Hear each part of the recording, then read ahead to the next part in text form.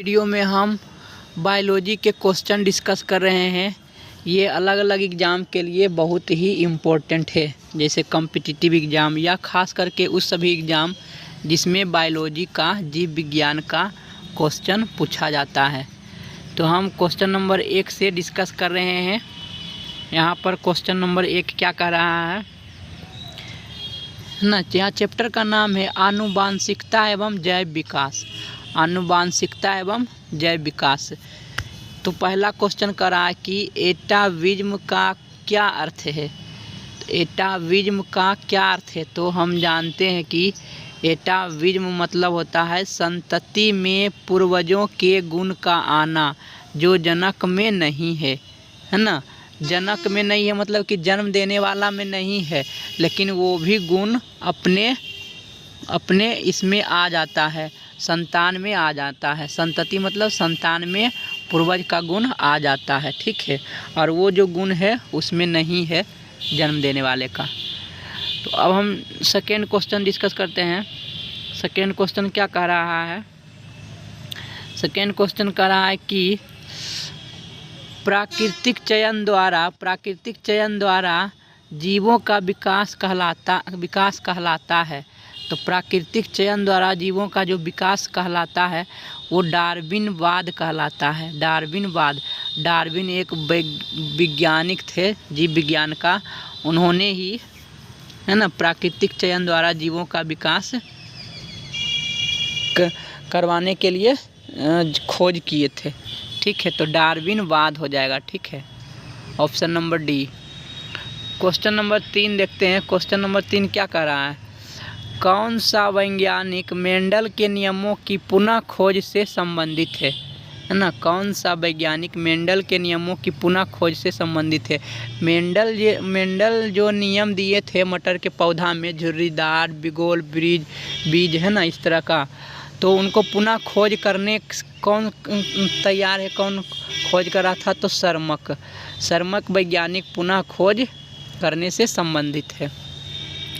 Question number 4, गुणसूत्र बने होते हैं। गुणसूत्र किसका बना होता है, तो गुणसूत्र होता है DNA के बना होता है और प्रोटीन का बना होता है ना। गुणसूत्र किससे बना होता है, DNA तथा RNA और प्रोटीन के बना हुआ रहता है। प्रोटीन की मात्रा रहता है, DNA RNA तो रहेगा ही और प्रोटीन भी रहता है गुणसूत्र में, तीनों चीज़ रहता है। ऑप्शन नंबर सी होगा, DNA RNA और प्रोटीन। क्वेश्चन नंबर 5 क्या कह रहा है, कोशिका में आनुवांशिक पदार्थ क्या होता है। तो कोशिका में आनुवांशिक पदार्थ DNA होता है। मेन रूप से DNA ही है, DNA ही आनुवांशिक पदार्थ है। इसी के द्वारा संतान में लक्षण जाते हैं। आनुवांशिक लक्षण मतलब वंश का लक्षण, जो वंश में चलता जा रहा है उसका लक्षण इसी DNA में उपस्थित रहता है, ठीक है। अब क्वेश्चन नंबर 6 क्या कह रहा है। क्वेश्चन नंबर 6 कह रहा है, जीन शब्द किसने प्रस्तुत किया था। जीन जो शब्द है, जीन शब्द किसने प्रस्तुत किया था, तो जीन शब्द जो है जॉनसन ने प्रस्तुत किया था। वैज्ञानिक जॉनसन ने जीन शब्द को प्रस्तुत किया था। 1 नंबर आंसर होगा।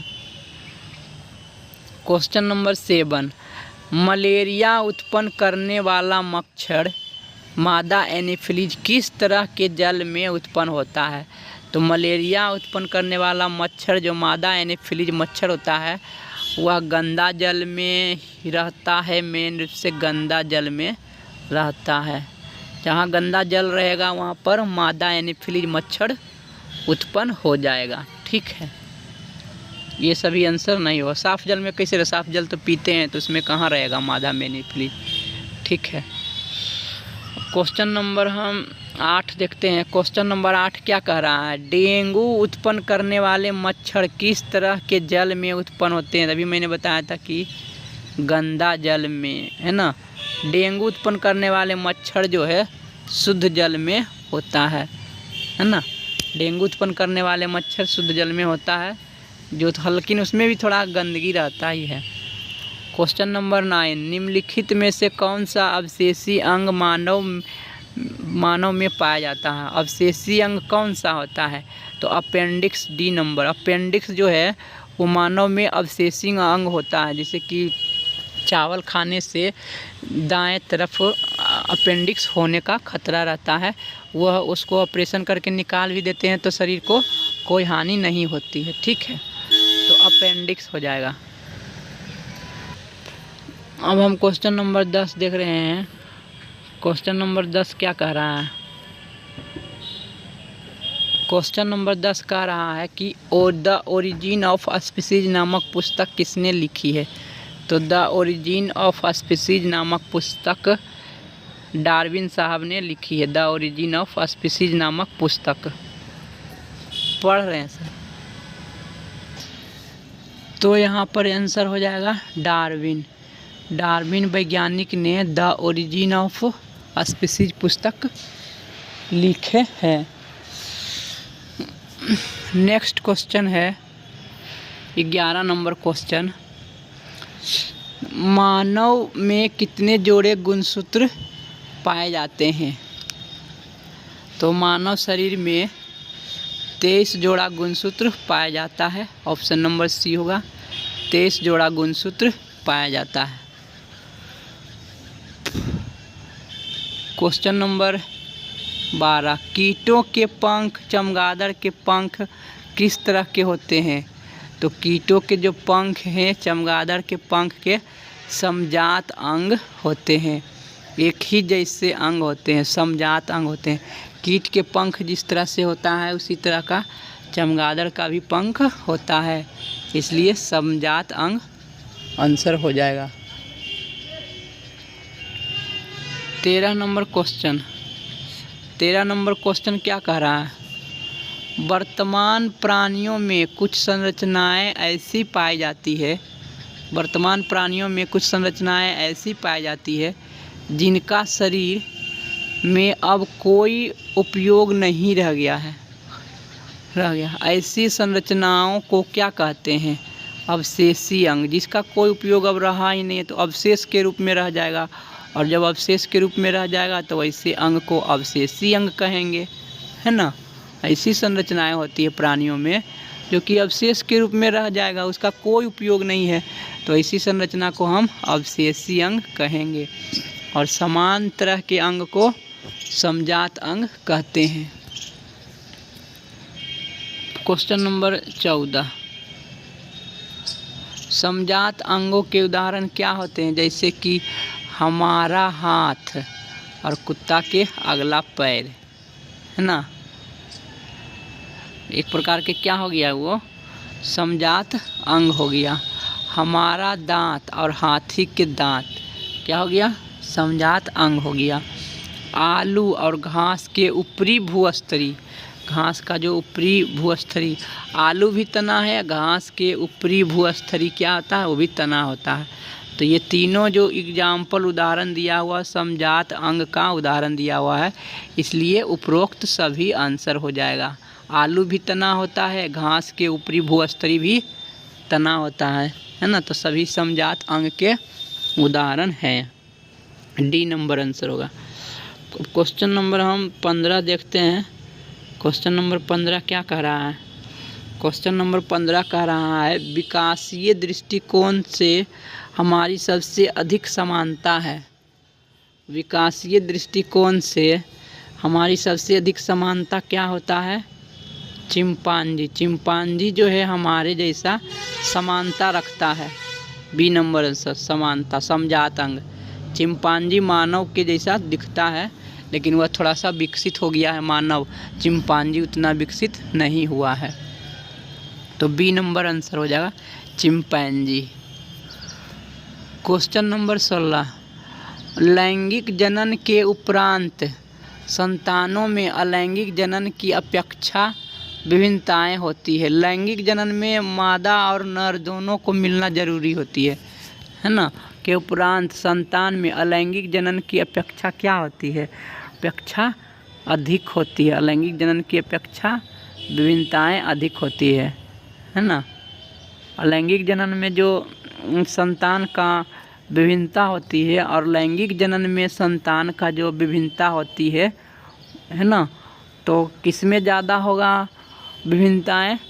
तो लैंगिक जनन वाला में संतान का विभिन्नता अधिक होगा, लेकिन अलैंगिक जनन वाला में संतान का विविधता उतना नहीं होगा। तो सबसे ज़्यादा लिंग वाला में लैंगिक जनन में विविधता होगा, तो बी नंबर आंसर होगा अधिक। ठीक है। क्वेश्चन नंबर 17 क्या कह रहा है? मेंडल ने अपने प्रयोगों के लिए किस पौधे को चुना था? तो मेंडल ने अपने प्रयोगों के लिए मटर के पौधा को चुना था। मेंडल ने अपने प्रयोगों के लिए मटर के पौधा को चुना था। क्वेश्चन नंबर हम 18 देखते हैं। क्वेश्चन 18 क्या करा? प्रत्येक गुणसूत्र 2 कुंडलित धागों का बना होता है। प्रत्येक गुणसूत्र 2 कुंडलित धागों का बना होता है। उस कुंडलित गुणसूत्र धागा को क्या कहते हैं? कुंडलित धागा को क्या कहते हैं? अर्ध गुणसूत्र, है ना, अर्ध गुणसूत्र। प्रत्येक गुणसूत्र 2 कुंडलित होता है, तो दोनों को आधा आधा अर्ध गुणसूत्र कहेंगे। 1 नंबर आंसर हो जाएगा। क्वेश्चन नंबर 19 क्या होगा? विकास के आधार पर निम्नलिखित में से किसका शारीरिक अभिकल्प उत्तम है? तो विकास के आधार पर सबसे ज़्यादा शारीरिक अभिकल्प उत्तम है चिंपांजी का, मतलब बंदर का। चिंपांजी का विकास आधार सबसे अच्छा है। क्वेश्चन नंबर 20, पृथ्वी की जीवों की उत्पत्ति के पहले पृथ्वी पर क्या नहीं था? जीवों की उत्पत्ति के पहले ऑक्सीजन नहीं था। जब जीवन की उत्पत्ति हुआ पृथ्वी पर, तभी ऑक्सीजन आया। ठीक है, जीवों की उत्पत्ति के पहले ऑक्सीजन नहीं था, तो सी नंबर होगा ऑक्सीजन। ठीक है। अब क्वेश्चन नंबर हम 21 देखते हैं। मेंडल ने अपने प्रयोगों के लिए कितने विकल्पी लक्षणों का अध्ययन किया? तो मेंडल ने अपने प्रयोगों के लिए 7 विकल्पी लक्षण का प्रयोग किया। मेंडल ने 7 विकल्पी लक्षण का प्रयोग किया, अध्ययन किया। ठीक है। क्वेश्चन नंबर 22 क्या कहता है? एकल संकर क्रॉस के फलस्वरूप लंबे और नाटे पौधों का अनुपात क्या होता है? तो एकल संकर क्रॉस के फलस्वरूप लंबे और नाटे पौधों का अनुपात 3:1 होता है ना। एकल संकरण मतलब कैपिटल टी, यहाँ पर है स्मॉल टी। क्रॉस कराएंगे तो कैपिटल टी इधर से आएगा, स्मॉल टी आएगा, तो एक कैपिटल टी एक स्मॉल टी। इससे कराएंगे तो एक कैपिटल टी एक स्मॉल टी, है ना। फिर इससे कराएंगे तो एक कैपिटल टी और एक स्मॉल टी, और जब इससे कराएंगे तो क्या आएगा? एक कैपिटल टी एक स्मॉल टी। तो इस तरह से देखा जाता है कि 3 गो कैपिटल रहेगा और 1 को छोटा रहेगा, है ना। इस तरह से क्रॉस कराया जाता है। तो यहाँ पर एकल संकर क्रॉस के फलस्वरूप लंबे और नाटे पौधों का अनुपात 3 गो लंबा रहेगा लेकिन 1 गो नाटा रहेगा। ठीक है, 3 गो लंबा रहेगा और 1 नाटा रहेगा। ये होता है एकल संकरण में। तो अब हम क्वेश्चन नंबर 23 देखते हैं। द्विसंकर क्रॉस के फलस्वरूप उत्पन्न पौधों का फिनोटाइप अनुपात क्या होता है? फिनोटाइप मतलब दूसरा बार में, है ना। एक बार कराने के बाद दूसरा बार फिर से क्रॉस संकरण कराते हैं, द्विसंकर कराते हैं। द्वि मतलब 2 संकर कराएंगे, तो आंसर हो जाएगा 9:3:1, बी नंबर 9:3:1। ये होगा फिनोटाइप अनुपात का, ये होगा संकरण 9:3:1 दूसरा बार में, पहला बार में 3:1। क्वेश्चन नंबर 24, स्त्रियों में लिंग गुणसूत्र होते हैं। तो स्त्रियों में लिंग गुणसूत्र होते हैं XX, है ना। ऑप्शन नंबर ए, स्त्रियों में लिंग गुणसूत्र होते हैं XX। क्वेश्चन नंबर 25, पुरुष में लिंग गुणसूत्र होते हैं। पुरुष में लिंग गुणसूत्र XY होता है। पुरुष में लिंग गुणसूत्र XY होता है। क्वेश्चन नंबर 26, प्राकृतिक वर्ण द्वारा जैव विकास के सिद्धांत की परिकल्पना किनके द्वारा की गई थी? तो प्राकृतिक वर्ण द्वारा जैव विकास जो है इसके सिद्धांत की परिकल्पना डार्विन साहब, चार्ल्स डार्विन साहब के द्वारा कल्पना की गई थी। ऑप्शन नंबर 1 हो जाएगा। ठीक है। क्वेश्चन नंबर 27, क्वेश्चन नंबर 27 क्या कह रहा है? मनुष्य का वैज्ञानिक नाम क्या होता है? तो मनुष्य का वैज्ञानिक नाम होता है होमो इरेक्टस। मनुष्य का वैज्ञानिक नाम क्या होगा? Homo sapiens. सी नंबर होगा। होमो सैपियंस जो है वैज्ञानिक नाम है, मानव का वैज्ञानिक नाम होमो सैपियंस है। क्वेश्चन नंबर 28, मानव का उद्भव कहाँ हुआ था? मानव का उद्भव मतलब उत्पत्ति। मानव का उद्भव मेन रूप से अफ्रीका में हुआ था। मानव का उद्भव मेन रूप से अफ्रीका में हुआ था। ठीक है। अब हम क्वेश्चन नंबर 29 देखते हैं। क्वेश्चन नंबर 29 क्या कह रहा है? चमगादड़ एवं पक्षी के पंख किस प्रकार के अंग के उदाहरण है? चमगादड़ और पक्षी के पंख समरूप अंग के उदाहरण है। समरूप अंग के, एक तरह जैसा दिखता है, एक जैसा होता नहीं है लेकिन एक जैसा दिखता है, क्योंकि चमगादड़ कीट में आता है ना, स्तनधारी में आता है। पक्षी भी आता है लेकिन ये पक्षी वर्ग में आता है, तो समरूप होगा। चमगादड़ के पंख और पक्षी के पंख समरूप होता है। ठीक है, एक जैसा होता है। क्वेश्चन 30 देखिए, ये क्वेश्चन रिपीट हो रहा है। प्राकृतिक वर्ण द्वारा जैव विकास का जो सिद्धांत के जनक हैं वह कौन है? Charles Darwin. Charles Darwin, B number. प्राकृतिक वर्ण द्वारा जैव विकास का सिद्धांत का प्रतिपादन कौन है? Charles Darwin. अब क्वेश्चन नंबर 31 देखते हैं। क्वेश्चन नंबर 31 क्या कह रहा है? वंशागत नियमों का प्रतिपादन किसने किया था? वंशागत नियमों का प्रतिपादन ग्रेगर जॉन मेंडल ने किया था। ग्रेगर जॉन मेंडल ने वंशागत नियमों का प्रतिपादन किया था, ग्रेगर जॉन मेंडल ने। अब क्वेश्चन नंबर 32 देखते हैं। क्वेश्चन नंबर 32 क्या कह रहा है? इनमें से कौन सही है?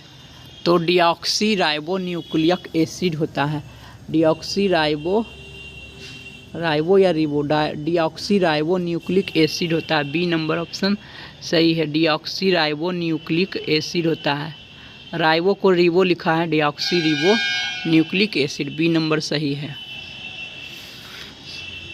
क्वेश्चन नंबर 33, कान के निचले हिस्से को क्या कहते हैं? तो कान के निचले हिस्से को कर्णपाली कहते हैं। कर्णपाली, कान के निचले हिस्से को कर्णपाली कहते हैं। 1 नंबर कर्णपाली, कान के निचले हिस्से को कर्णपाली कहते हैं। क्वेश्चन नंबर 34, क्वेश्चन नंबर 34 क्या कह रहा है? जैव विकास के सर्वप्रथम किसने समझाया था? जैव विकास को सर्वप्रथम किसने समझाया था? तो चार्ल्स डार्विन। चार्ल्स डार्विन ने जैव विकास को सर्वप्रथम समझाया था। चार्ल्स डार्विन, जैव विकास को सर्वप्रथम चार्ल्स डार्विन साहब ने समझाया था। क्वेश्चन नंबर 35, विभिन्नताएं कितने प्रकार की होती है? तो विभिन्नताएं 2 प्रकार की होती है। लैंगिक विविधताएं और अलैंगिक विविधताएं। विभिन्नताएं 2 प्रकार की होती है। क्वेश्चन नंबर 36, क्वेश्चन नंबर 36 क्या कह रहा है? किसी जीव की जीनी संरचना उस जीव का क्या कहलाता है? किसी जीव की जीनी संरचना उस जीव का कहलाता है जीन प्रारूप और जीनोटाइप। जीन प्रारूप और जीनोटाइप दोनों कहलाएगा। ऑप्शन नंबर सी होगा, ए और बी दोनों। किसी जीव की जीनी संरचना उस जीव का कहलाता है जीन प्रारूप और जीनोटाइप दोनों कहलाएगा। अब हम क्वेश्चन नंबर 37 देखते हैं। क्वेश्चन नंबर 37 क्या कह रहा है? जीन प्रारूप और वातावरणीय दशाओं द्वारा निर्धारित वैसे आनुवंशिक लक्षण या विशेषक जो स्पष्ट रूप से दिखाई देते हैं कहलाता है ना। जीन प्रारूप तथा वातावरणीय दशाओं द्वारा निर्धारित वैसे आनुवंशिक लक्षण या विशेषक जो स्पष्ट रूप से दिखाई देते हैं वो लक्षण प्रारूप या फिनोटाइप कहलाता है। फिनोटाइप में स्पष्ट लक्षण दिखाई देगा, इसीलिए फिनोटाइप को हिंदी में कहते हैं लक्षण प्रारूप। एक होता है जीन प्रारूप, एक होता है लक्षण प्रारूप। ठीक है, तो सी नंबर आंसर होगा लक्षण प्रारूप, जिसमें स्पष्ट दिखाई पड़ता है, तो लक्षण प्रारूप और फिनोटाइप। अगला क्वेश्चन है 38 नंबर क्वेश्चन। 38 नंबर क्वेश्चन क्या कह रहा है? 38 नंबर क्वेश्चन कह रहा है कि ग्रेगर जॉन मेंडल व्यक्तिगत जीवन में क्या थे? ग्रेगर जॉन मेंडल व्यक्तिगत जीवन में वो एक प्रकार के पादरी थे, है ना। पादरी थे, क्या थे? पादरी थे। ग्रेगर जॉन मेंडल व्यक्तिगत जीवन में वो पादरी थे। अब हम क्वेश्चन नंबर 39 देखते हैं। मेंडल ने जनक पीढ़ी को किस लेटर से सूचित किया?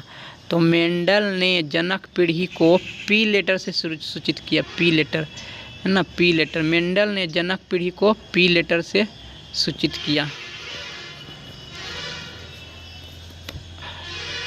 अगला क्वेश्चन है 40 नंबर क्वेश्चन।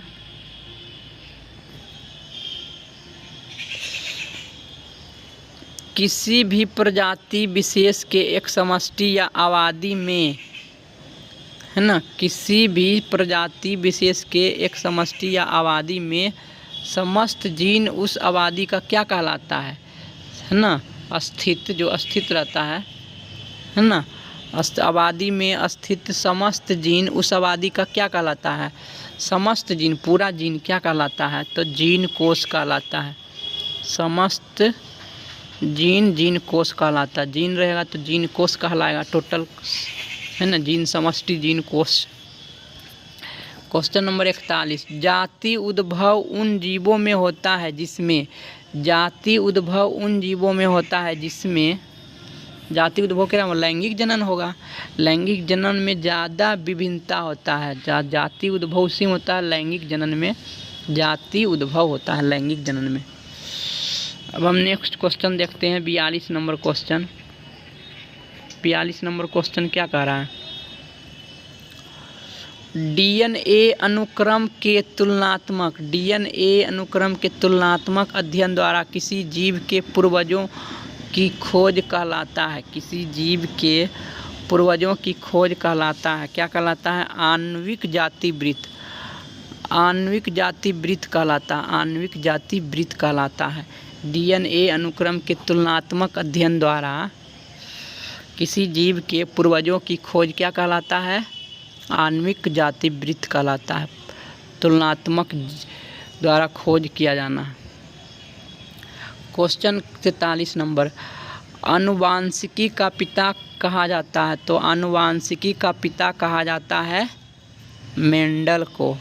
आनुवांशिकी का पिता कहा जाता है मेंडल को। मेंडल को आनुवांशिकी का पिता कहा जाता है, वही आनुवांशिक गुण दिए थे।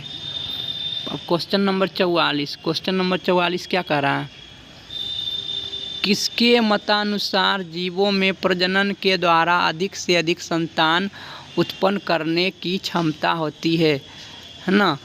तो मेंडल के द्वारा, है ना, मेंडल के मत अनुसार जीवों में प्रजनन के द्वारा अधिक से अधिक संतान उत्पन्न करने की क्षमता होती है। ठीक है।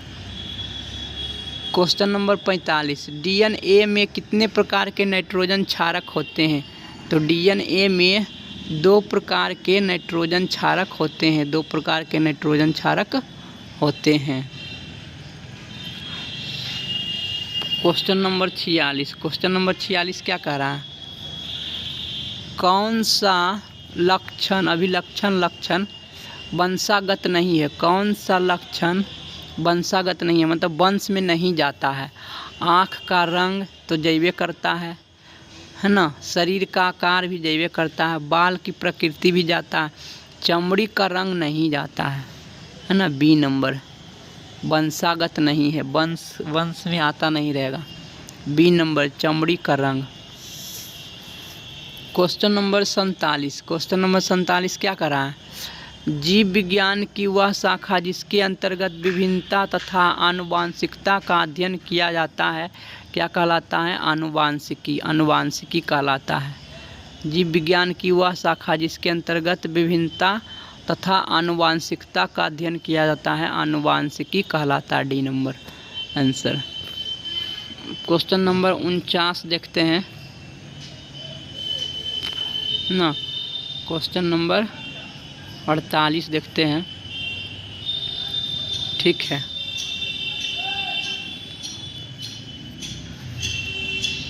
क्वेश्चन नंबर 48, अफ्रीकी मानव का सबसे निकट संबंधी क्या है? तो अफ्रीकी मानव का सबसे निकट संबंधी चिंपांजी है। चिंपांजी एक प्रकार के बंदर का प्रजाति होता है, चिंपांजी 1 नंबर होगा। क्वेश्चन नंबर 49, पक्षी तथा तितली के पंख क्या होते हैं? तो पक्षी तथा तितली के पंख असमजात अंग होते हैं, असमजात। पक्षी वर्ग में होता है, तितली कीट मकोड़ा है। तो कीट मकोड़ा कीट रहेगा तब ना, दोनों अलग अलग वर्ग का है, तो इसलिए असमजात अंग होगा। अगर जो दोनों कीट का रहता तो समजात अंग होता, ठीक है। अब हम क्वेश्चन नंबर 50 देखते हैं। क्वेश्चन नंबर 50 क्या कह रहा है? अवशेषी अंग का उदाहरण है। अवशेषी अंग का उदाहरण क्या है? कर्ण पल्लव की पेशियाँ, कान के पल्ला जो है उसकी पेशियाँ जो है, पुच्छ कशेरुकाएँ, निषेचक पटल, ये तीनों जो है वो क्या है? अवशेषी अंग है, ठीक है। क्या है? अवशेषी अंग है। इनमें से डी हो जाएगा, इनमें से सभी। कर्ण पल्लव की पेशियाँ, निषेचक पटल, पुच्छ कशेरुकाएँ, ये सभी हो जाएगा अवशेषी अंग का उदाहरण। 51 नंबर, निम्न में से कौन बौने पौधे को दर्शाता है? बौना पौधा मतलब दोनों दम स्मॉल टी रहेगा, तो सी नंबर बौने पौधा को दर्शाएगा। दोनों स्मॉल टी है, छोटा छोटा टी जो है बौना पौधा को दर्शाएगा, ठीक है। क्वेश्चन नंबर 52 क्या कह रहा है? न्यूक्लियस शब्द किसके द्वारा दिया गया है? तो न्यूक्लियस शब्द रॉबर्ट ब्राउन द्वारा दिया गया है।